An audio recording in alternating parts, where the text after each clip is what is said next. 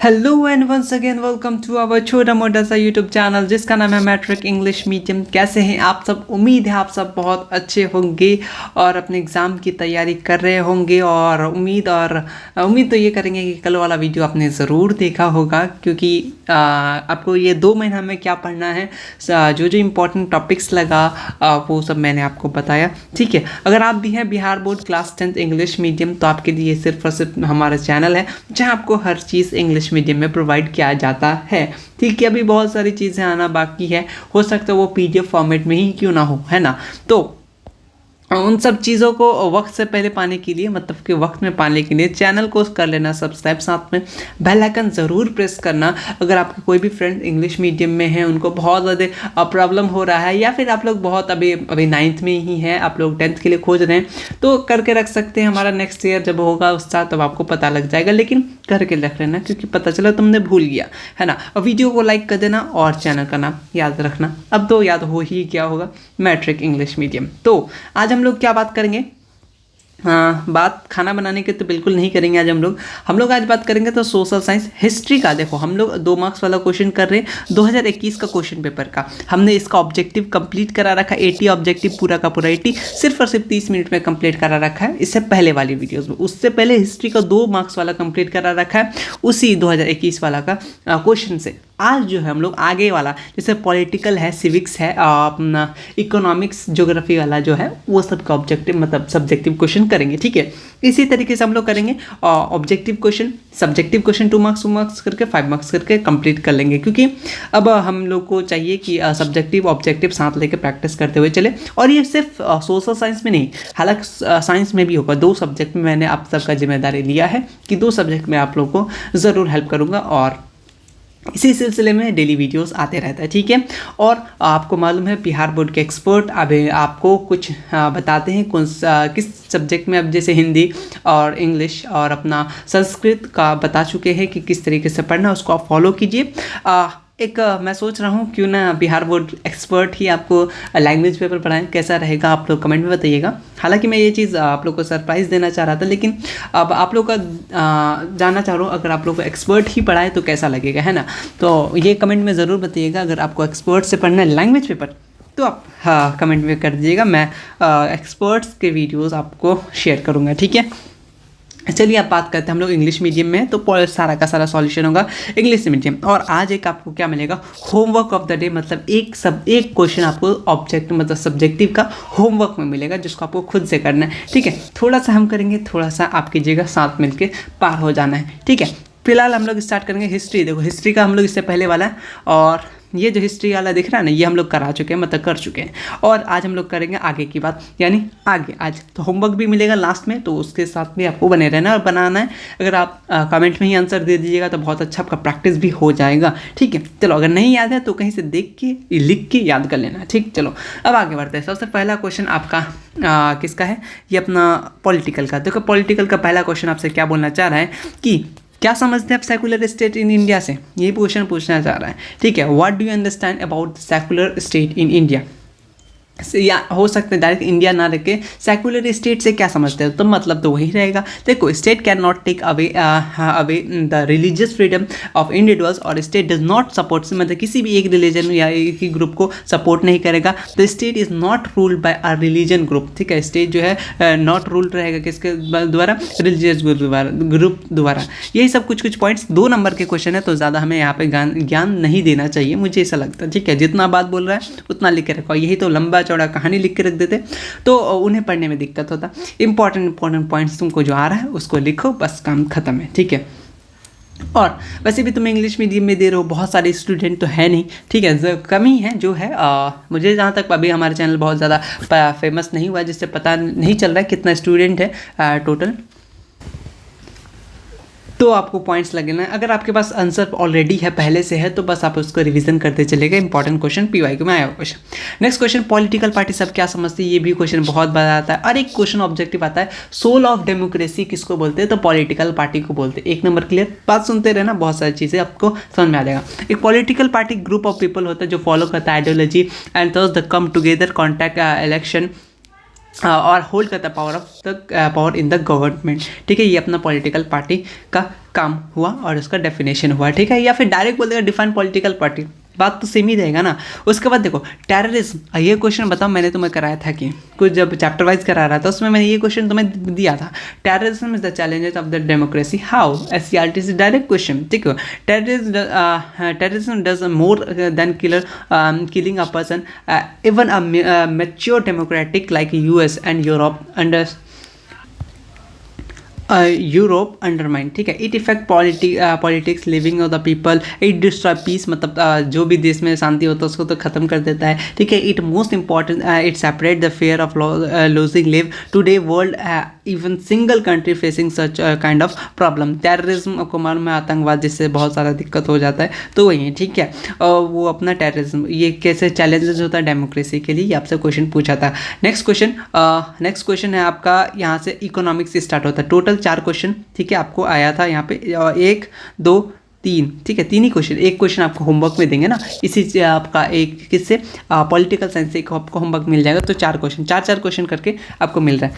Next question 4 करके बहुत सारा हो जाएगा यार। नेक्स्ट क्वेश्चन आता है कि जीडीपी के बारे में आपने पढ़ा, ठीक है, gross domestic product, objective question पूछ लेता है, क्या बोलता है, फुल फॉर्म बता दो, कभी कभी ये भी पूछ लेता है।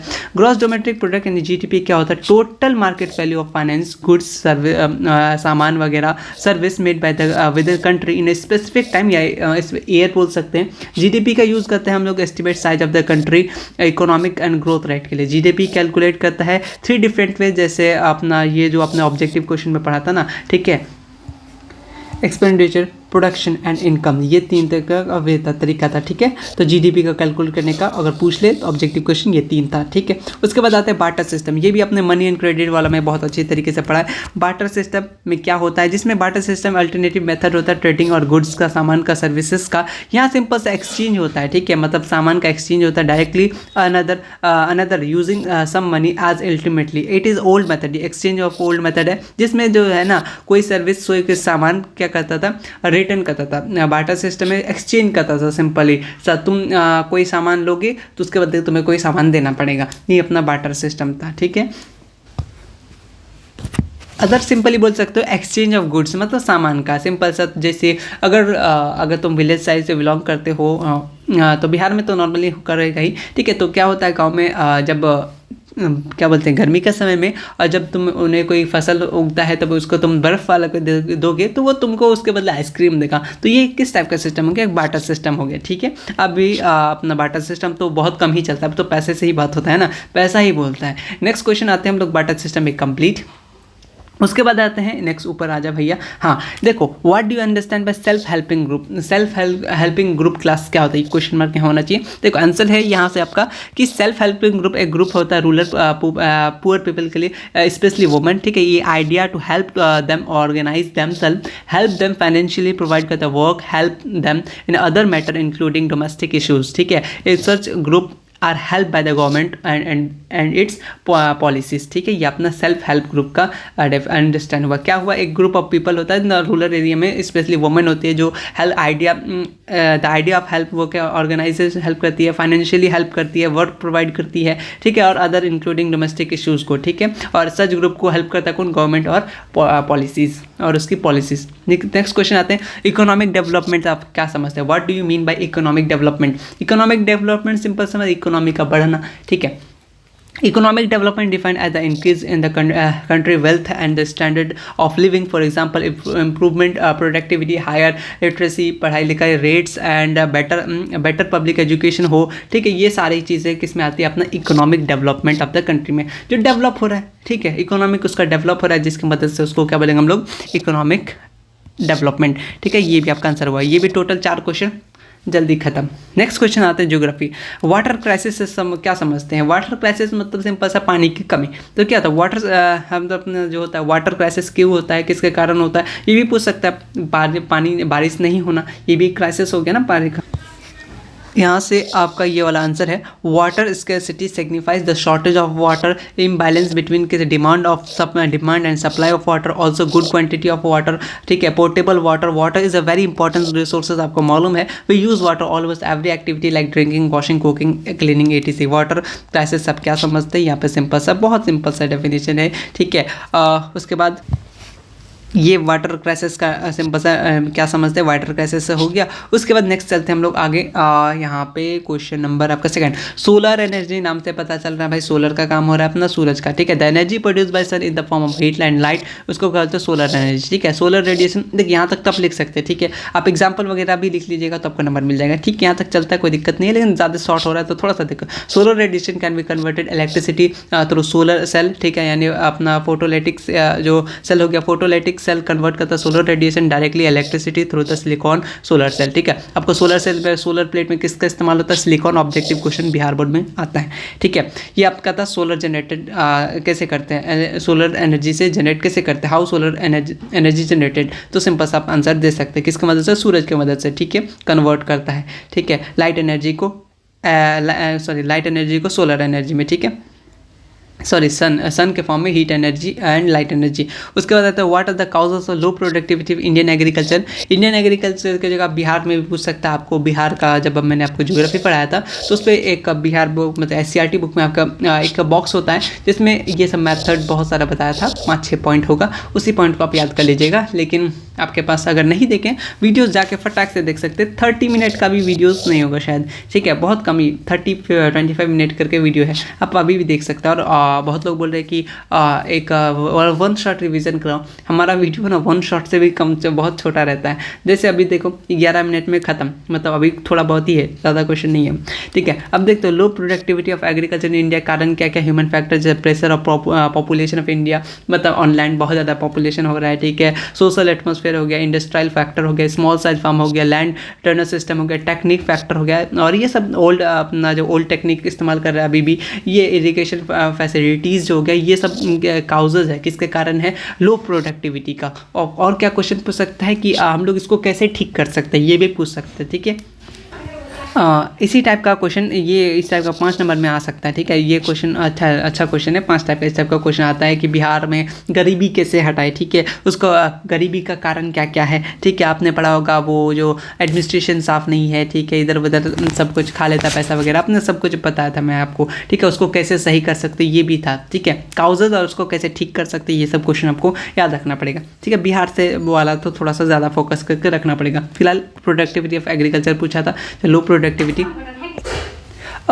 उसके बाद नेक्स्ट क्वेश्चन, व्हाट डू, यहाँ पे देखो मैन्युफैक्चरिंग इंडस्ट्री सब क्या समझते हैं। देखो manufacturing industry in the industry that change raw material into useful product which can sold at higher prices. ये अपना manufacturing industry, need input like जैसे मशीन चाहिए, लैंड चाहिए, कैपिटल चाहिए, रॉ मटेरियल चाहिए, लेबर चाहिए, प्रोडक्ट आर इट्स आउटपुट हो जाएगा। ये अपना क्या मैन्युफैक्चरिंग इंडस्ट्री का सारा डेफिनेशन है। मैन्युफैक्चरिंग इंडस्ट्री, अच्छा क्वेश्चन, ये वाला क्वेश्चन बहुत बार आता है। एग्जाम्पल जैसे लिख लो एक आध, कोई स्टील इंडस्ट्री जैसे आपने पढ़ा, बहुत सारे स्टील इंडस्ट्री से क्वेश्चन आता है कि कौन किसने बनाया, टाटा आयरन स्टील कंपनी, ठीक है, बोकारो, ये सब कहाँ कहाँ है, इसका मालिक कौन है, कभी कभी ये भी पूछ लेता है आपके SCRT से, डाटा से क्वेश्चन आ जाता है। नेक्स्ट चलते हैं, ठीक है।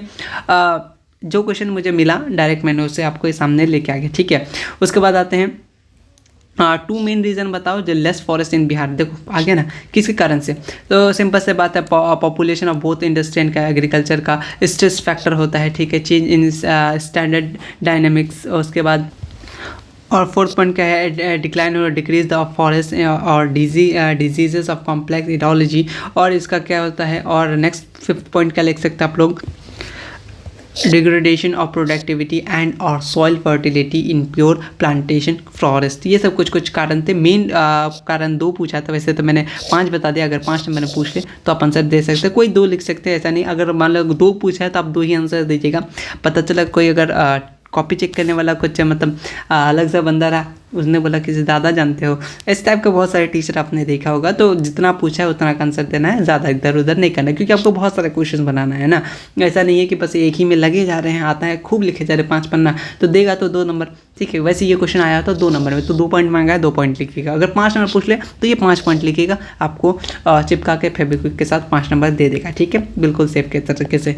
नेक्स्ट क्वेश्चन, होमवर्क वाला क्वेश्चन तो देख लिया होगा। डेल्टा को डिफाइन करने बोला है, तो डेल्टा क्या होता है, एक फ्लैट एरिया होता है लैंडस्केप का, इट्स अ ट्रायंगल, ठीक है, वे river divided into small river as it goes into the seas. ये अपना डेल्टा का ये डेफिनेशन आपने बहुत पहले भी पढ़ा होगा। अगर आप सीबीएसई से है तो अपना 6, 7, 5, 4 में ही पढ़ लिया होगा, ठीक है। बहुत लोग सीबीएसई से भी बिहार बोर्ड आए हैं 10th के लिए, ठीक है। आप लोग कौन कौन आए एक बार बता दीजिएगा। मुझे मालूम है आप लोगों में से बहुत सारे लोग जो है वो इंग्लिश मीडियम से आए, इसका मतलब पहले वो सीबीएसई में थे, है ना, बात तो ये भी है, ठीक। चलो डेल्टा को डिफाइन करने वाला था 2 नंबर का, ये सब ज्योग्राफी का क्वेश्चन था।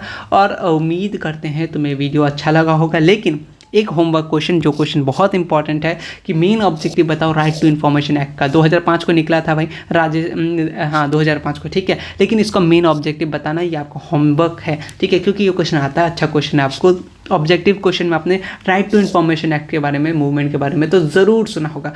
कब निकला था? 2005 को, इतना तो आपको मालूम है, ठीक है। ये सब कुछ क्वेश्चन थे, हम लोग बस 15 मिनट में कंप्लीट कर लिया, क्योंकि ज़्यादा टाइम देकर फ़ायदा नहीं है। मतलब कि आप लोग इसको देखिएगा, हो सकता है आपको अगर आंसर पसंद आए तो इसी से लिखिएगा, वरना आप इसको याद तो कीजिएगा ही, ठीक है। ज़्यादा मुझे लगता है जो अपना जो है ज्योग्राफी वगैरह में याद नहीं करना पड़ेगा, बस थोड़ा बहुत समझ लीजिएगा क्या क्या है आसपास में, जो चीज़ है वही से पूछा जा सकता है, ठीक है, पूछा जाता भी है।